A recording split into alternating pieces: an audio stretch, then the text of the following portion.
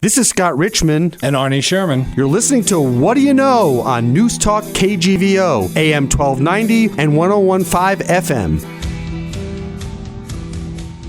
Arnie Sherman, good morning. How are you? Scott, I'm doing good. How are you doing this morning? Well, thank you. You know, we're going to talk about one of our favorite topics today. It's not food. What is it? Money. Yes. We're going to talk about money.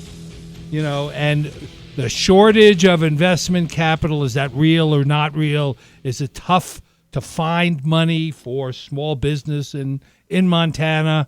My experience has always been that startup money is easier to find because you can go to friends and relatives and you can use your own sweat equity. But once you got something going and you got your business door open, so to speak, taking it to the next level is always the hardest money to get. Right, because it's more serious. Then you got to have not only a business plan, you got to show that your business is succeeding and, you know, moving on a trajectory that makes sense for investors, and they take a much more serious look. Mm-hmm. You know, it's less gambling and more based on the metrics of the business. And today we have Dave Glaser joining us, who's the CEO of the Montana and Idaho Community Development Corporation. They have probably over $200 million worth of investment projects and has a number of investment vehicles that they use to help small businesses grow and prosper. And I always thought that was the best strategy for a place like Montana, rather than always trying to bring new people here. Mm-hmm. It's hard to bring new businesses to a community because they have lots of places to choose. Right. And while we like to think of ourselves as the last best place, and Montana and Missoula in particular is very special. Mm-hmm. You know, the dirty little secret is there are a lot of other special places and beautiful places around. And, you know, some of them have maybe more incentives to offer a business to move there, maybe cheaper air flights. Right. You know, maybe they're situated closer to targeted urban centers. Right. You know, you can be in Bend, Oregon, and be closer to a city like Phoenix than we are here to Seattle. So there's lots of competition to bring a new business into a community. But I always thought a better strategy was to help people who've already made the commitment to live in a community, help them grow and prosper, and invest in them and help them build their business. That makes a lot of sense. Yeah, so Dave's going to come in here and talk about what they can do here and what's the state of small business in Montana and how to get money from them. We're going to find out for our listeners, you know, what the process is to get business loans and to get investment money in businesses. But as always, I like to start off with maybe a little. Well, how do you know Dave? I'm just curious. Well, you know, I'm involved in bringing foreign investment into Montana in one of my other careers, and Dave is runs the Community Development Corporation in town, and you know, when folks that are involved in finance get together one way or another, you know, Dave's always there. You know, so here's how do you start a small business? Little joke for our audience. How do you start a small business in Montana? What's the punchline? You start with a large one and wait 6 months. You know, that's always a challenge. You know, and investor finance, bankers, there's lots of banker jokes out there. There's many banker jokes probably as lawyer jokes. Is that right? Yeah, I think so. You know, there's one of one of my favorite ones. It can apply to lawyers or bankers. Is why don't sharks attack bankers? Why not? Out of professional courtesy. and I love bankers, but you know, you have to have a little bit of humorous side to you to work in industry. It's a tough industry. You got to say no to a lot of people. No more than yes. For my, when we're raising foreign investment and trying to invest in projects in Montana, we probably turn down 95% or more of the people that come in the door. And and they may have very good projects. They just don't fit the parameters. Exactly. What's the criteria? Everybody has different criteria. And in the case of the Northern Rockies Regional Center, it has to be there's 4 or 5 sort of stakeholders in the process, and they all have to be satisfied. That's another show completely. But sure. But let me tell you, what is wrong with banker jokes? Here's the crux to the matter. Bankers don't think they're funny, right? Right. And, normal people don't think they're jokes. So Dave's an exception to that. Dave was coming in today. He's a genuinely good guy. He He has an interesting background. He's taught kayaking. He was a river guide. He taught crewing. Was involved in crewing. He worked in a kibbutz in Israel and harvested 1.5 million pounds of bananas. I know. So I saw that. So originally from Colorado, moved here, went to work, at the Community Development Corporation, promoted to CEO, and built a great staff. And we're going to talk to him about what he does and how to get money out of him. I can't wait to talk to him. I'm curious to know what sectors he's looking at and where he sees the growth opportunities and how we compare to Idaho, because he covers both states, right? Good topic for our audience to listen to. Good topic. You are listening to What Do You Know? All right, we are back with What Do You Know, presented by Don Maddox, Glaser Sotheby's International Realty. And we have Dave Glaser here, who's CEO of Montana Idaho Community Development Corporation. That's right, the Montana and Idaho CDC. Dave, it's good to see you. You're looking good. Nice to see you. You're looking well. Thanks, Arnie. So tell our listeners, what the heck is a CDC? It's not the Centers for Disease Control. No, that's another show. We'll talk about that on some other show. But right now, our organization provides financing and consulting to people, businesses, and communities that are left outside the financial mainstream so that we can make Montana and Idaho people and communities more economically vibrant. And how many of those people do we have? Do we have a disproportionate amount of people that are outside of the financial mainstream and can't get money? For sure. The entire state of Montana is left outside the financial mainstream, as is Idaho, right? There aren't enough people here to attract big capital. Right. And so we spend a lot of time outside the state talking to investors, talking to big banks, talking to others about bringing money here to Montana. And what are the vehicles that you have available? I'm a small business owner. I have a fly fishing shop. I've just developed a new kind of lure, and I want to manufacture some branded products. I'm a 21st century version of Grizzly Hackle. What would you have to offer a guy like me? So 100% of the people that we finance can't get bank loans. So every single person I have a lot of relatives who want to talk to you, I think. Every single person who walks in our door has been turned down in a bank. And then we provide them financing. We provide them technical assistance, bookkeeping, accounting help. And why are they turned by? I mean, if you find them creditworthy, why didn't the banks find them creditworthy? Well, it's not because banks are bad, right? Banks have certain standards that they have to abide by because they're regulated institutions. We're not regulated. So we're able to be more flexible with our capital and make loans to, like, for instance, 50% of the loans we made last year were to startups. And startups are notoriously hard to finance. Sure. Right. So, yeah. Where do you get your funding from? Lots of different places. From individuals across Montana and Idaho to foundations to the SBA to some of the biggest banks in the country lend us money, and then we relend it out to these businesses. But are you a 501(c)(3)? We are. We're a not-for-profit. That's right, financing company. Interesting. All right, just like Wells Fargo is not for profit. Right. So, but you have other vehicles like, I mean, people have heard of things like new market tax credits. Right. So, what are those things? So our main products, small business loans for nearly bankable businesses. And what's the limit on those if somebody's looking to? From $1,000 up to $2 million. Well, okay, good. New market tax credit financing to incentivize development in low-income areas in Montana and Idaho. And downtown Missoula is a low-income area, and we've now financed 2 projects in Missoula. The Garlington Loan and Robinson building, as well as the Poverello Center. So we were encouraging development in a place that needed it. Right. And so they get basically tax abatement as a result of participating in the program. No, they get a subsidy. Oh, they get a subsidy. Yeah, That's even better. The bank buys the tax credits and then from us, and then we take that cash and we put it into the project as a subsidy. And how long has that program been around? Since 2002. About $25 billion worth of projects have been financed in the U.S. using new market tax credits. And is it hard to get banks to want to take those credits? No. It's hard to get those credits. It's a very, very competitive field. And knock on wood, we've been successful 6 or 7 times. So you're competing in a region? Is that what you're competing to get? Nationally. Nationally, for a piece of pie nationally. Yeah, we're competing against the big banks. We're competing against very large companies that are applying for these tax credits. What makes you an attractive group to get those credits? To be competitive, you have to have financed really great projects, projects that are impactful for the communities they're in. I mean, the Poverello Center is a really good example here in Missoula. Sure. Right? Everybody agrees that is a good thing for Missoula to have. Whether you agree where it is or not, if it should be there or not, that's not up to us to decide. Right, but a center to help homeless people is a good thing to have in the community. So doing good projects, doing projects that close, right, that actually get done. Right.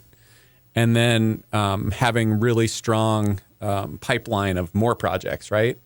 And the capability to manage a program of this size. Right. I mean, you're familiar with EB5, right? It takes a lot. Takes a lot, absolutely. And so, how many projects you have under management? $325 million worth. And how many people does that take on your staff to manage that? Our staff's about 33. So it's pretty sizable. Yeah, 75% are in our headquarters here in Missoula, and then we have staff in Boise, Idaho, and Bozeman, Montana. And what kind of people do you hire? CPAs. Lots of CPAs. Number crunchers. Small business operators. That's where I came from. Right. Our vice president, Heidi, she came from small business. Right. You're not a finance guy by background. Tell our listeners a little bit about your background. I shared a little bit before you came on the air about working as a kayak instructor and river guide and all that. You have a prototypical Montanan kind of Coloradan outdoorsy kind of background. But why don't you share a little bit more than that with our listeners? Yeah. So I ended up in finance because I'm good at solving problems, right? But my background way back was a guide all over the world, guiding kayak adventures and backcountry expeditions. And I worked as a first mate on multiple sailboats for about a year. And then I picked 1.5 million pounds of bananas in Israel working on a kibbutz. Wow.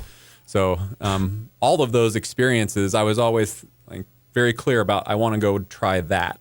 Right. And so I would figure out a way to go do that while making a little bit of money or at least breaking even. So I couldn't afford to just travel. So those experiences gave me non-traditional abilities to sort of deal with situations as they come up. Sometimes when you're good at your craft, you end up being promoted to a position where you have to manage it, and then you got to get into, running money. When I was 24 years old, I was running my own not-for-profit organization and trying to balance a budget and write budgets, and I didn't study that in school particularly. And a little birdie told me that when you were first mate on a boat, you were involved in a mutiny situation. Is that true? Yeah, that is true. Really? Yeah. So we like those kind of stories here. How to begin? So I had always wanted to sail, right? Specifically, sail big yachts, right? I can't afford a yacht, so what do? You go work on them as a first mate. And I was told by a little birdie here in Missoula that the way to do that, if you have never sailed before, I'd never sailed before, is you go to a big boat show in Fort Lauderdale, the International Boat Show in Fort Lauderdale in October. So I bought a one-way ticket. I flew down to Fort Lauderdale, and I walked the docks, knocking on hulls and offering my services to anybody who would listen. And it took me about 11 days of knocking before somebody said yes. The only reason they said yes is because they needed to get the boat out of the country rather quickly. Right? This is all in hindsight, right? Right. I was naive, hey, they'll hire me. This is great. Cool. And it turns out that the boat owner had hired a captain hastily. The boat owner needed the boat out of the country because he didn't want to pay taxes on $1 million yacht. And so we got out of there and quickly realized that the captain was going to steal the boat and take it to Cuba. And so we plotted for about 4 days. This is a really compressed story. Yeah. It takes a lot longer. What year are we talking about? This was in 2000. Okay. Not that long ago. This century. This century. And so the end of the story was I ended up bear hugging the captain to the deck of the boat in his BVDs while the authorities came across from the Bahamas, the Bahamian police. They grabbed him, threw all of his stuff in a garbage bag. He was gone, as was his wife, and they brought a new captain and a first mate. This sounds like an episode of NCIS, just in real time. Did you sail after that? We did. We delivered the boat. The owner was deeply appreciative of us. He was a restaurateur from Philadelphia, deeply appreciative of us of helping. So he gave us a big tip and a big recommendation for the next boat. Amazing. Cool. How did you contact the officials? without him knowing that there was something going on. That took a lot of triangulation. That's the story. That's the story. Yeah. The other interesting twist was that the captain that was hired wasn't in fact a captain. Oh, that's nice. He didn't too. have much experience at all, so he was just trying to steal the boat. yeah, He was a thief. he was a thief. I'll tell you one little boat story, and then we'll get back to our main topic. I had a student once who did almost the same thing as you did. He wanted to be a sail and didn't know, and he went down to Fort Lauderdale and got a job on a luxury yacht. And he was emailing me, and I said, "What do you think of your experience? You have a degree from the business school, and you're working on a yacht." He said, "This is the coolest job I ever got." I said, "Why?" He said, "The first customer that rented the yacht were filming an adult movie and had the boat for a week." Good Lord. I know, you can imagine that. That's a story for the Howard Stern show, not for our show. Right. It definitely is a crazy world, yachting. Right. I had no idea. Well, going to Florida is crazy, while we're talking about it. You can make good money. You can Right. sail around the world, and you meet people that you would not meet in Montana. That's for sure. Yeah. That's for sure. So how'd you get to a kibbutz in Israel? A friend of my mom's, when I was in college, had lived on a kibbutz in Israel, and she would come over for dinner and talk about it. And I was a kid who grew up in the middle of the country, in the middle of the safest country on the planet, arguably. Right. I didn't know what an M16 looked like, and I wanted experience, right? Right. And so I talked to her about that and ended up signing up to go live on a kibbutz, and I went there for 2 years in a row for about 8 months at a shot. Wow. Worked on a kibbutz in the south end of the Sea of Galilee, the Kinneret, And harvested bananas. That's pretty cool. They liked me for bananas because I'm a rather big, strong guy, right? It's hard picking bananas, and I desperately wanted to get out of the bananas because it's really hard work and dirty and I saw spiders. monkeys pick bananas. It didn't look that hard to me. So I told them, let me go do something else. I'll go do anything else. So they were smart. They signed me up to work in the dairy. On the kibbutz. On the kibbutz, and it took about 20 minutes of working in the dairy and covered in cow poop before I said, I'll take bananas any day.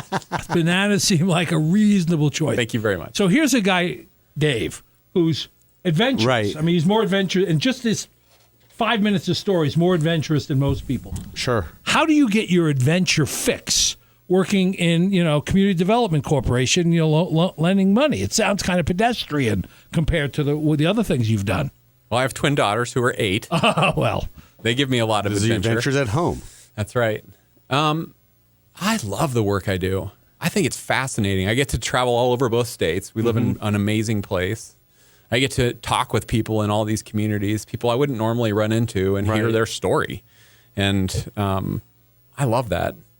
Well, this is sort of this is a grassroots job creation, enterprise as well. How many jobs do you create a year as a result of this?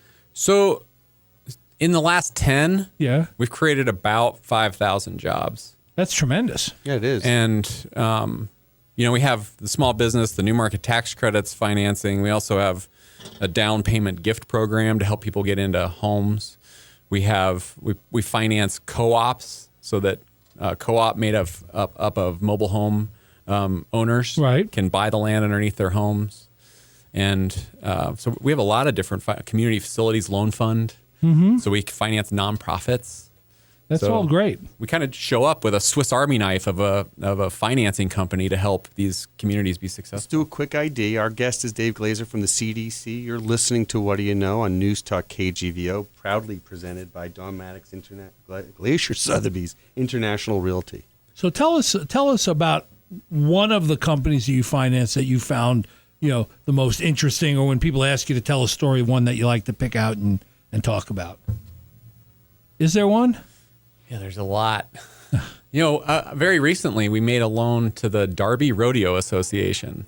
That's pretty good. Yeah. So they called. One of our board members knew about their need for financing. They were trying to finish their rodeo arena in time for the rodeo season this last summer. Right. And they weren't going to get it done. They weren't fundraising fast enough to get the thing done in time for the rodeo circuit. And so they called us, and we provided them a loan to bridge that period of time. So they got their arena done. They had their summer season, and now they're paying our loan back with the monies they're raising. Sure. Wow. So you take businesses that don't qualify for bank loans. What doesn't qualify for your loans in general? What kind of businesses don't qualify, or what kind of parameters just don't cut it? Assuming it's not criminal or or misrepresented work. If it's a real company, what wouldn't make your cut? Companies that are going down the tubes, right? It's a foregone conclusion because ultimately, if we make them a loan, we're going to make that worse. Sure. So not only lose our loan, but also give them more debt. Right. So somebody's desperate and coming in. I got to have some money, and there's no exit strat. There's no upward strategy. Right.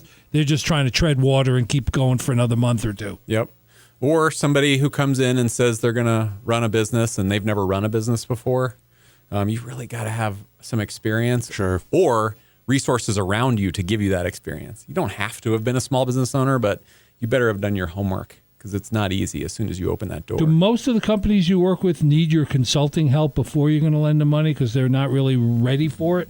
Yeah. So we'll go in ahead of time and set up their QuickBooks, teach them how to run financial reports, how to enter data correctly. So yeah, we're there from the very beginning, early on, before the loan, all the way to the time they pay us off. And our job is to make people bankable, right?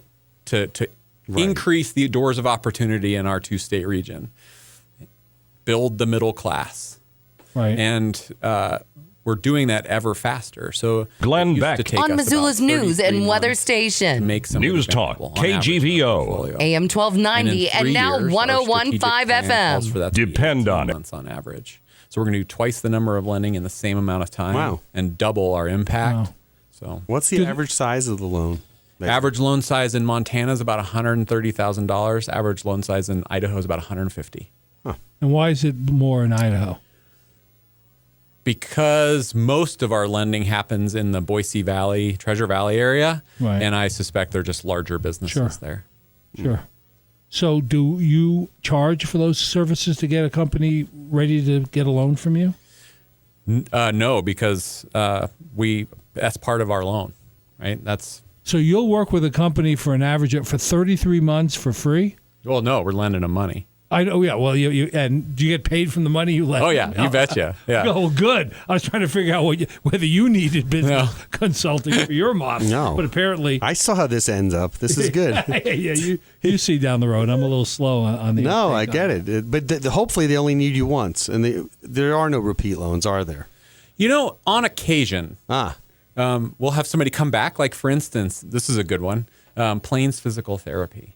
Oh, okay. Really great business up in Plains. She came to us many years ago to purchase the business. Startup, right?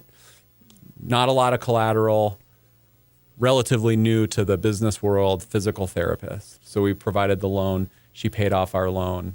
And then she had the opportunity to expand her business by a bigger building, Sure. right? Because she was doing so well. She was a little bit light on collateral, so we worked in partnership with the bank this time.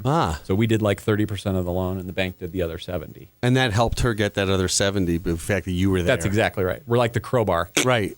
Interesting. We're happy to help cities like Missoula and all the other cities in Montana and Idaho. They have development goals, right? Right. If a city knows what they want to be when they grow up, we can show up and help big time by doing things like the Poverello Center, financing businesses on those fringe of downtown areas because it pulls downtown out. It's a good thing. It is a good thing. So, we know Missoula pretty well. And where's the up and coming areas in the state beside Missoula? Where do you see lots of action going on that's positive? I mean, a lot of people, for example, talk about Bozeman, and now there's a new strain of conversation about Butte. Are we on the right track here, and are we missing some other places? Yeah, Butte, we just closed a project there. Provided financing for a project there, the restoration of the Copper King Hotel. Sure. Oh, wow. And in addition, we financed the Northwestern Energy headquarters, the new ones. There's a lot of stuff happening in Butte. Yeah, so the people in Butte are gritty. Mm-hmm. They don't take no for an answer, and I love working with people like that.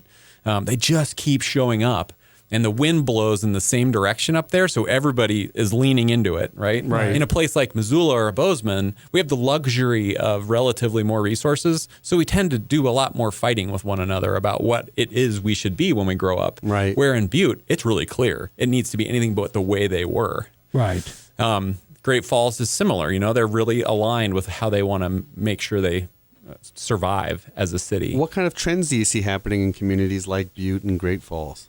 Like in terms of businesses that you're finding? They don't want to be what they used to be. Right. Where so do they want to go? what do they want to be now? Well, we made a joke the other day about how every 20-something male in the country wants to start a brewery. Yeah. And that's true. Right. But generally, it sure feels to me as if these communities in Montana are starting to think about a different way of being, right? Not extractive industries. Like, let's not just play the same old game. We have to be different. And it's fun to watch places like Butte reinvent themselves. Well, one of the realities when you hear, you have a presidential race going on and you talk about losing all these jobs and we got to bring these jobs back. The dirty little secret is people don't want those jobs. Right. None of the millennials want to work in an auto body shop, factory and just do the same monotonous, routine job over and over again. They want something different. Something new and different. And places like Great Falls, that's been an ag hub, or Butte, that's been a natural resources hub. The new workforce wants to do different things than they've done in the past. So what sector, right, exactly, what sectors are starting to take off in those markets that you guys are getting behind? Without naming names, just ideas around categories. Yeah, of course. So manufacturing, we've been... Okay. So this is high-end manufacturing.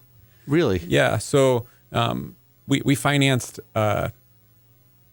Bison Jerky Manufacturing. AM 1290 and now Idaho. 101.5 FM. Wow. Newstalk, Shelley is KGVO. Relatively small town, like 3,000 people. And this is a 200,000 square foot building that employs about 250 full-time people with benefits. Well, when you look at it, I visited a few of these places. Great. When you can sell beef, for $10 for 2 ounces, Yeah. you do the math. Yeah. It's a lot cheaper than selling, a whole steer, or selling it for, even prime rib at $15 a pound. This dwarfs all of that. Yeah. In terms of the raw material cost and the margins on it.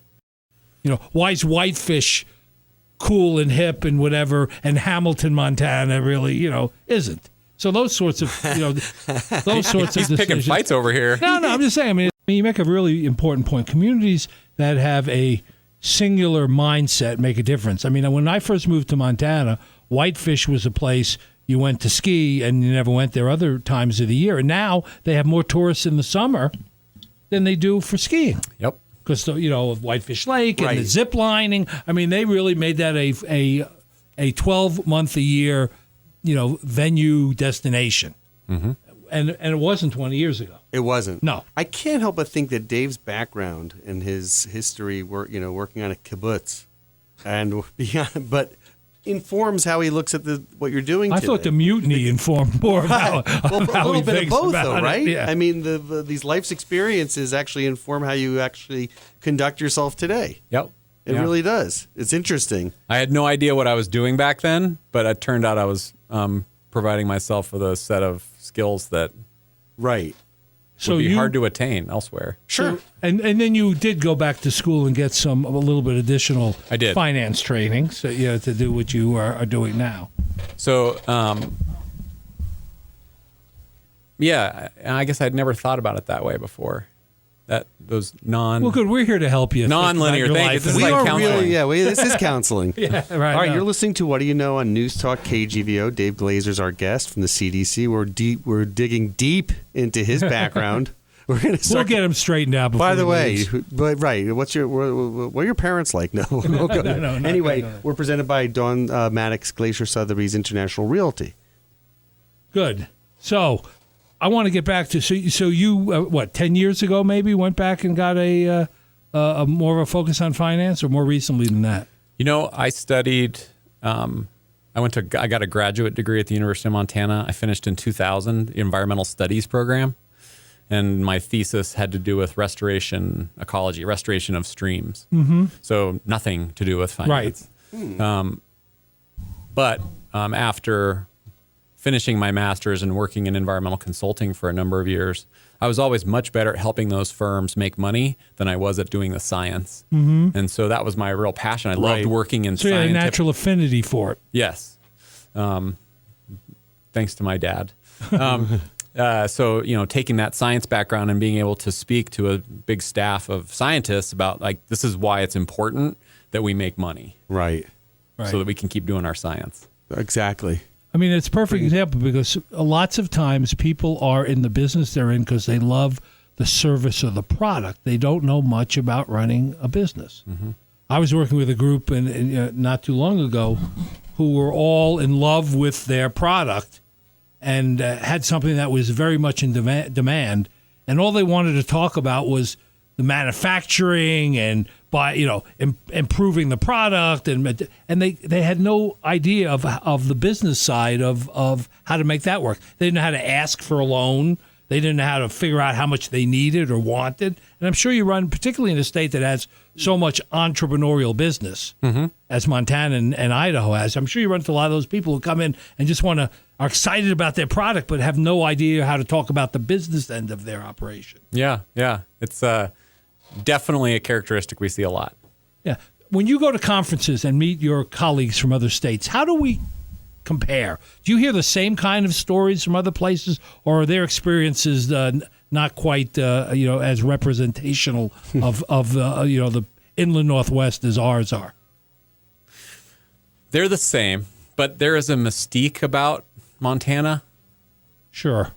And Idaho, but Montana in particular. There's a mystique about this place that people love, a romance that cannot be replicated. It's one of the reasons I live here. Sure. And it is a mystique. I remember years ago working with a hot tub manufacturing company in Montana, and we took them abroad to Europe on a trade mission when I was running the World Trade Center. And they got a lot of interest, and they ended up selling into Europe. And when I talked to Charlie, who was the head of the company, I said, don't they make hot tubs in Europe? He goes, yeah. And he said, I said, are they any good? He said, truthfully, just as good as ours. Mm-hmm. I said, are they about the same? He said, well, actually, they're a little cheaper over there because they don't have the transportation costs. I said, well, then why do they want ours? He said, because they think some guy like Jeremiah Johnson sitting up in a little shed somewhere, lovingly making these tubs. It has that mystique, just like a Swiss watch has a brand. We have a brand in Montana, and I always thought, historically, that the Made in Montana program was an excellent program and needed to have a lot more resources and expand it, and not just to sell to people in Montana and the surrounding areas, but to take that to the rest of the world. I'll share a story with you that I think will make the listenership proud. Good, we like that. So we borrow money from Goldman Sachs, and we participate in a national program that basically helps lending institutions like ours be better at what they do. And many of our borrowers went and participated in a national program, including Headframe Spirits. Flew all the way to Boston to participate in this program. And Esta Stetcher, she's the president of Goldman Sachs Bank. We were at a conference, and they hosted a dinner for colleagues of ours. Right. And she said, the first thing out of her mouth, she held up her glass and she toasted those cheeky people from Montana, right? Because they had an overwhelming number of businesses from Montana participating in this program because we were constantly out finding these great businesses super fired up about what they do. Right. And they went there and made a real impression. That's amazing. It's cool. Well, there's probably something about the small population in a large space where you can't, like if you go back east, you go to Boston, New York, whatever, there's, 400, of the same things because you have such a large population, you need them. I was driving down on Long Island when I was back recently. Right. And they're like, on a 5-mile stretch, there was like, 160 restaurants. Mm-hmm. You don't need 100, and you could come in and get financing for another restaurant because you can justify because there's 3 million people living on. Here, you can't keep doing the same thing. You have to have new, fresh ideas, to sell to the marketplace that we have, and it makes sense. We're gritty. We're greedy, and we have to be gritty, diverse. not greedy. Gritty, gritty, not greedy. We're gritty. No, we're city. we're gritty, not Question: greedy. who do you like with the launch pad? What is it, Blackstone? Yeah. Blackstone. How do you work with them? Like, how do you work with folks that are also kind of in the same space you're in, looking for? So the Launchpad, we're really not in the same space at all. They're working with businesses and just providing technical consulting. I see. And then the people they're helping, if they can't get a bank loan, they come to us.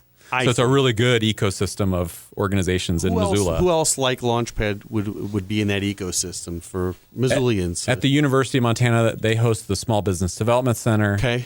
The Procurement Technical Assistance Center that helps businesses contract with the federal government. Okay. So those are all hosted at the How about university. Missoula Economic Partnership? Dave? MEP. Yep. Yeah. He was They- a guest on here, and then Yes. right? Yep. They send people to us all the time.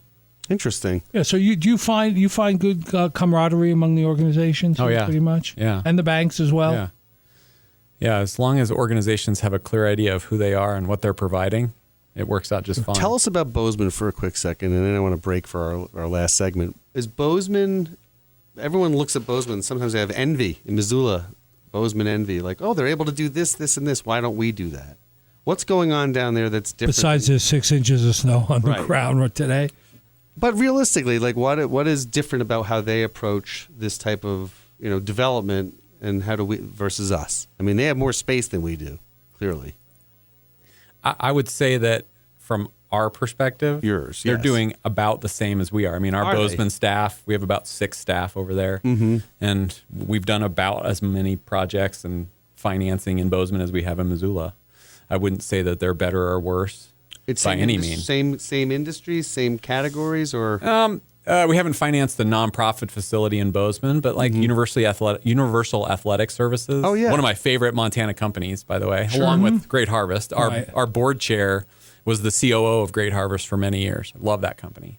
But Universal Athletic Services, Town and Country Foods, those are two of your partners. New Market. Yeah, we provide New Market's financing Wow, to both that's of great. those. The Element Hotel, which is a downtown hotel. So, it's about the same as Missoula, right? We're plugged in and helping. You've helped it. What did you do for the Element Hotel? That's Andy's business, isn't Right, it? Andy Holler. Yeah, exactly. Yeah, We had Andy on the show, too. Yeah.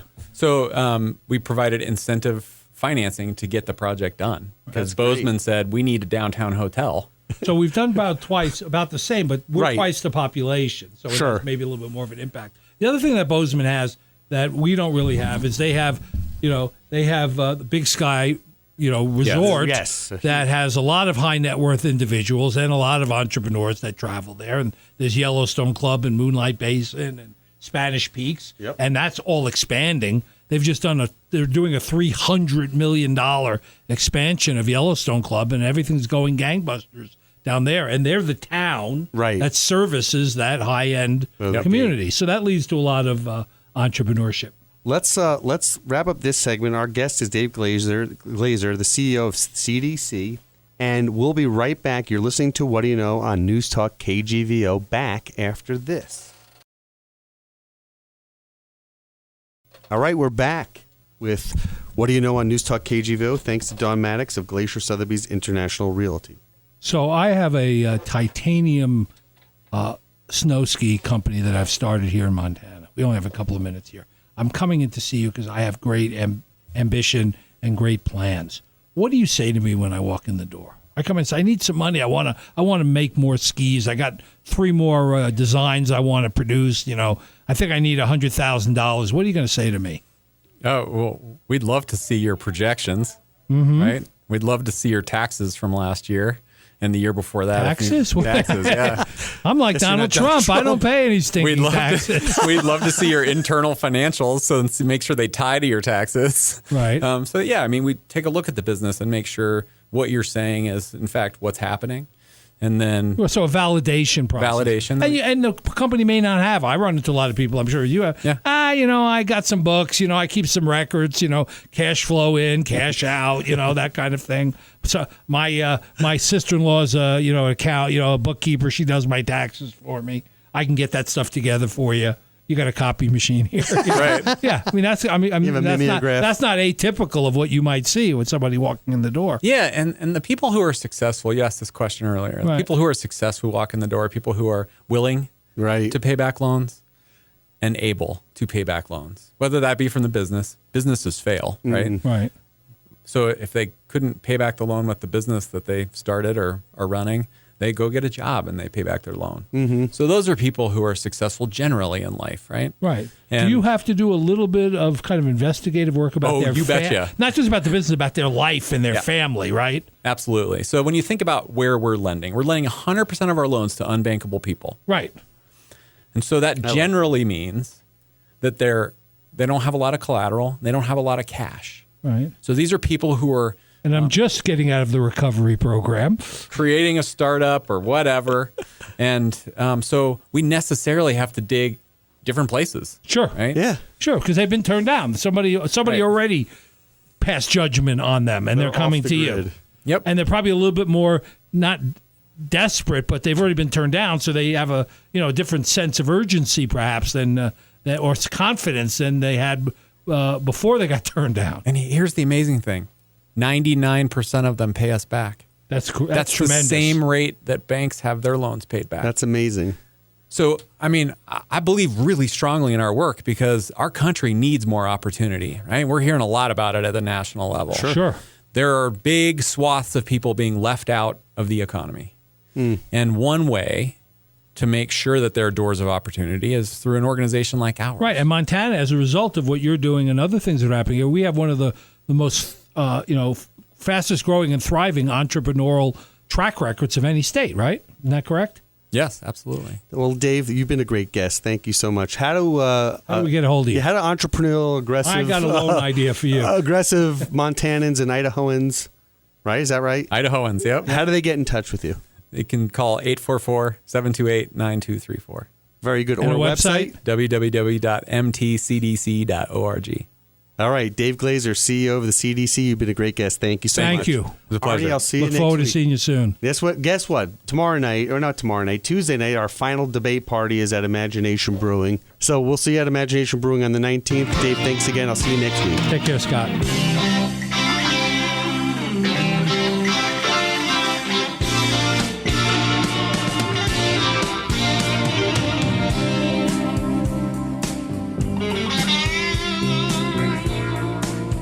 Thank you for listening to What Do You Know? I can't wait for the next show, Scott. I'm excited too, Arnie. If you'd like to suggest a guest, send me an email at scottrichman@townsquaremedia.com.